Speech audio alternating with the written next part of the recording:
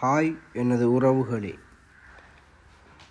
இன்று நம்ம பார்க்க இருப்பது என்ன வீடியோன்னு சொன்னால், ஒரு பீஃப் கறியை நம்ம எப்படி சமைக்கலாம் என்ற ஒரு பீஃப் குருமா என்றது சமைக்கிறது தான் அந்த வீடியோவில் முழுமையாக போட்டிருக்கேன். முழுமையாக பாருங்கள். அதுக்கு முதல்ல சட்டியை நல்லா சூடாக்கிக்கணும். சட்டியை நல்லா சூடாக்கி போட்டு 3 கிலோ பீஃப் தானே இப்போ அந்த குருமா போட போகிறேன். பீஃப் குருமாவை நீங்கள் பார்த்துக்கோங்க. இதில் சந்தேகங்கள் இருந்தால் நீங்கள் இன்றைக்கி கமெண்ட்ஸ் பண்ணுங்கள். உங்களுக்கு ஃபுல் டீட்டெயிலில் நான் தருவேன். ஃபஸ்ட்டுக்கு எண்ணெயை ஊற்றி நல்லா சூடாக்கி போட்டு அதுக்கப்புறமா என்ன போடணுன்றதை நீங்கள் ஒவ்வொரு வீடியோவாக அழகாக அமைதியாக ஆறுதல பாருங்கள். சின்ன வெங்காயமோ பெரிய வெங்காயமோ ஒரு 200 கிராம் அளவுக்கு எண்ணெயை சூடாக்கி போடணும். போட்டு கொஞ்சமாக பிரட்டி வறுத்து விடுங்க. அப்படி வறுக்கும்போது தான் எண்ணெய் எல்லா இடத்துலையும் பட்டு வெங்காயம் முருகக்கூடிய வாய்ப்பு கிடைக்கும். வெங்காயம் கொஞ்சமாக முறினத்தான் கறியும் கொஞ்சம் நல்ல சுவையை தரும். அடுத்த கட்டம், நம்ம வெங்காயத்தை ஃபுல்லாக போட்டு நல்லா வெயிட் பண்ணி பார்த்து அதை ஒரு அளவான முறையில் வேகிறதுக்கு அப்புறமா தான் நம்ம அடுத்த சாமான் போட போகிறோம். இப்போ பாருங்கள், உங்களுக்கே விளங்கும். இது 3 கிலோ பீஃப் நல்லா பாடு பார்த்து ஸ்லைட்டாக வெட்டி வச்சுருக்கேன். ஃப்ரெஷ்ஷான பீஃப் எடுத்துக்கிட்டால் நல்லா ஐஸ் இல்லாமல் இருந்தால் மிச்சம் நல்லா. இந்த மாதிரி வெட்டினாலும் பார்க்கறதுக்கு இப்படி கட்டியாக இருந்தாலும் அந்த குருமா கறிக்கு பீஃப் அப்படி இருந்தால் தான் நல்லா டேஸ்ட் அடிக்கும். எல்லா பீஃபையும் நீங்கள் அப்படி வெட்டி எடுத்துக்கணும். 1 கிலோவில் ஒரு 10 பீஸ் 12 பீஸ் வர மாதிரி வெட்டினா கல்யாண வீட்டு குருமா கறி வரும். அதுக்கப்புறமா ரம்பையில் கருவேப்பிலை இல்லை இரண்டையும் போட்டு மீண்டும் முடிஞ்ச அளவுக்கு கண்டு விட்டால் சரி. நம்ம பிகினரிங்கில் இந்த வீடியோ செய்கிறதால தான் நம்மளுக்கு கொஞ்சம் அனுபவம் இல்லை. இப்போ தான் யூடியூப்பில் வீடியோ அப்லோட் பண்ணுறோம். வரக்கூடிய காலங்களில் நல்ல வீடியோ வரும். இது ஏலக்காய், நச்சீரகம், பெருஞ்சீரகம், இஞ்சி, பூண்டு இது 3ஐயும் சேர்த்து நல்லா இடித்து வச்சுருக்கேன். பிளெண்டரில் அடிக்கலை, கையாலேயே இடித்து வச்சுருக்கேன். கையால் இடித்து போட்டால் தான் நல்ல ஒரு ஃப்ளேவர் ஒன்று வரும், நல்ல ஒரு வாசம் ஒன்றும் வரும். ரைட், நல்லா கொஞ்சம் அந்த பச்சை வாசம் போகும் வரைக்கும் நம்ம கொஞ்சம் முருக வைக்கணும். எந்த சமையலுக்கு போனாலும் சரி, எந்த சாப்பாடு ஆக்குறது இருந்தாலும் பச்சை வாசம் இல்லாமல் முருக வைக்கிறது தான் சாப்பாட்டுடைய நல்ல ஒரு விஷயம்.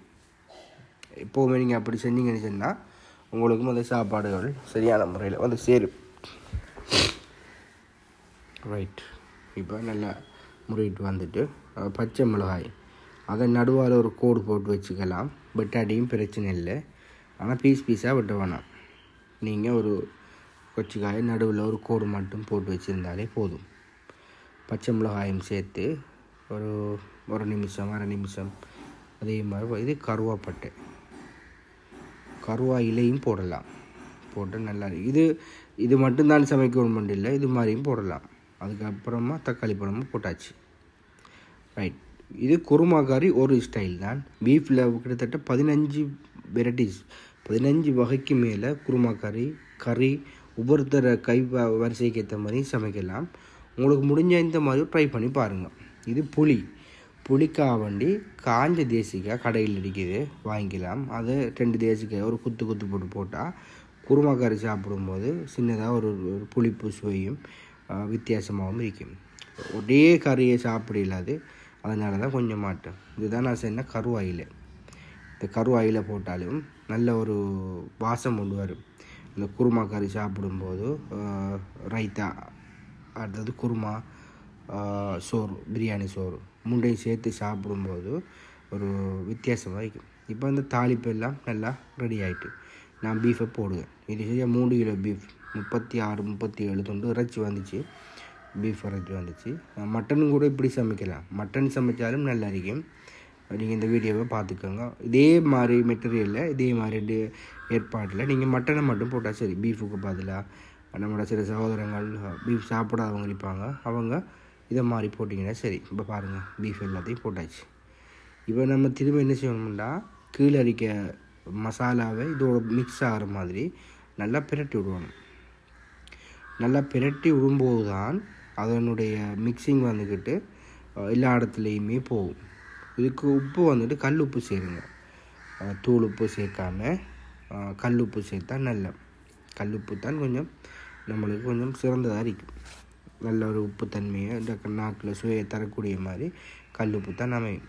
ரைட், இப்போ நான் வச்சு ஒரு 5-10 நிமிஷம் நான் வெயிட் பண்ண போகிறேன். இப்போ நான் திறந்துருக்கேன் பாருங்கள். ஓகே, இப்போ நம்ம அதே பெருட்டி அப்படி வச்சுருந்தோம். இப்போ திறந்துட்டு இப்போ கல்லுப்பை நான் போடுவேன். கல்லுப்பை போகிற அளவுக்கு தேவையான அளவு கல்லுப்பு நம்மளுக்கு வழங்க 3 கிலோவுக்கு எவ்வளோ போடணும், கிட்டத்தட்ட 3 கிலோவுக்கு 60 கிராம் கல்லுப்பு போடணும். Right, okay. இப்போ நம்ம இறைச்சி நல்லா கண்டுவிடுவோம். இப்போ ஒரு 40% அந்த அளவில் இறைச்சி பீஃப் ரெடி ஆகிருக்கும். அதை நான் சொல்லுவேன் 15 மாடலில் நாங்கள் பீஃப் கறி செய்யலாம். பீஃப் குருமாவும் பீஃப் கறியும் 15 மாடலில் செய்யலாம். இது ஒரு ரகம். நாங்கள் எங்களுடைய சமையலில் நாங்கள் செய்கிறது ஒரு ரகம். இந்த மாதிரியும் நம்ம சப்ஸ்கிரைபர் ஒவ்வொருத்தரும் ஒரு முறை ட்ரை பண்ணி பாருங்கள். பிடிச்சிருந்தால் நீங்கள் அதை கண்டினியூவாக சமைக்கலாம். இப்போ திரும்ப மூடி திரும்ப திறக்கப்படும். ஒரு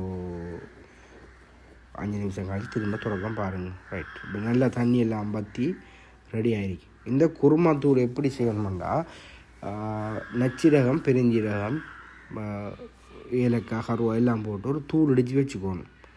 அந்த தூளை நீங்கள் ஒரு கிரேவி மாதிரி அதுக்கு மிக்ஸ் பண்ணுறேன்னு சொன்னால் இது தயிர் ஒரு 200 கிராம் போட்டால் போதும். 3 கிலோ தானே, கொஞ்சம் ஜாஸ்தி ஆகிட்டு அதால் 200 கிராம் போட்டுக்கேன். 500 கிராம் டப்பியில் 200 கிராமை தான் போட்டிருக்கேன். ரைட், இப்போ குருமாவுக்கு நம்ம என்ன செய்யணும்னா குருமாவை தேங்காய் பால், அது பால் பவுடராக இருந்தாலும் சரி, தேங்காய் துருவி பால் எடுத்தா இருந்தாலும் சரி, அதோடு சேர்த்து குருமா தூளையும் நீங்கள் மிக்ஸ் பண்ணி வச்சுக்கணும்.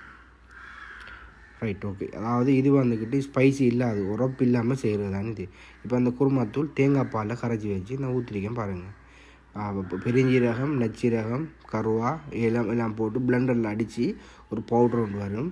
அதில் நம்ம தேவையான அளவு எந்த அளவுக்கு நம்ம கிரேவியை எதிர்பார்க்கணுமோ அதே அளவு ஊற்றினோம்னு சொன்னாலே போதும். இப்போ நல்லா மிக்ஸ் பண்ணிக்கணும். இது ஒரு க்ரீன் கலரில் தான் இருக்கும், பச்சை கலரில் தான் இருக்கும். ஏன்னா இதுக்குள்ளே வந்துக்கிட்டு மிளகாய்த்தூள் நம்ம சேர்க்கல. ஏன்னா இது ஒரு ரகம். நீங்கள் ஒரு முறை ட்ரை பண்ணி வீட்டை 1/2 கிலோ பீஃப் சொன்னாலும் இந்த மாதிரி ஒரு முறை ட்ரை பண்ணி பாருங்கள். நல்லா இருக்கும், வித்தியாசமான ஒரு சுவையை தரும். நீங்கள் இதில் இருக்கக்கூடிய விஷயங்கள் எடுத்து செய்யலாம், அல்லது இதே மாதிரியும் செய்யலாம். ஒரு தரம் ட்ரை பண்ணி பாருங்கள். ஒருத்தர் விருப்பம் தான், அதை பார்த்து பொறுத்த நம்ம முடிவெடுக்கலாம். ரைட், இப்போ நம்ம குருமாத்தூள் அதை கப்பில் அந்த டீசல் ஒட்டியத்தையும் கொஞ்சம் தண்ணி விட்டு கலந்துட்டோம். தேவையான அளவுக்கு நம்ம அந்த திக்னஸ் எந்த அளவுக்கு தேவை, அடுத்தது பீஃப் வந்துக்கிட்டு 90% அவிஞ்சிச்சு, சாஃப்டான முறையில் அவிஞ்சிச்சு. இன்னும் ஒரு 10% அவிஞ்சால் போதுமன்ற மாதிரி தான் இருக்குது. நம்ம அதுக்காக வேண்டித்தான் தண்ணியை தேவையான அளவு வச்சா போதும். இப்போ நான் மூடியை போடுறேன். கண்டிப்பாக நீங்கள் மூடியை போட்டு கொதிக்க வைக்கிறது சிறந்தது. இப்போ ரைட் பாருங்கள், எந்த மாதிரி நல்லா ஃபுல் கீட்டரி நல்ல முறையில் மல்லன்னு தான் கொதிக்குது. பீஃப் இப்போ கிட்ட 100% ரெடி ஆகிட்டு, 100% ரெடி ஆகிட்டு. புட்டு பார்க்க தேவையில்லை, கண்ணால் பார்த்தாலே விளங்கிடும். எவ்வளோ பெரிய முத்தல் மாடாக இருந்தாலும் முத்தல் ஆடாக இருந்தாலும் அந்த கறி இறையிடும்.